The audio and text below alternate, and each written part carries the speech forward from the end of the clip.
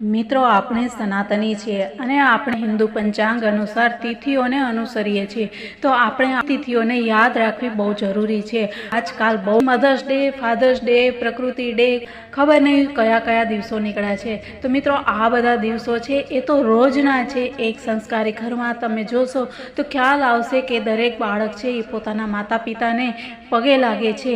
તો માતા પિતાના ડે ન હોય, એના દિવસ ન હોય, તો મિત્રો એના માટે આપણે આપણા દિવસોને યાદ રાખવાના જે છે એ આપણા તિથિ ત્યોહાર જે છે એ યાદ રાખવાના છે। અને એના માટે બતાવી દઉં કે વૈશાખ પૂર્ણિમા એટલે બુદ્ધ પૂર્ણિમા જે દિવસે ભગવાન બુદ્ધનો અવતાર થયો હતો, અને બીજો કૂર્મ અવતાર એટલે કે કચ્છપ અવતાર કે જ્યારે સમુદ્ર મંથન વખતે મંદરાચલ પર્વત ડૂબવા લાગ્યો ત્યારે ભગવાન વિષ્ણુએ કચ્છપ અવતાર લઈ અને એને પોતાની પીઠ ઉપર ધારણ કર્યો હતો, અને ભગવાન બુદ્ધ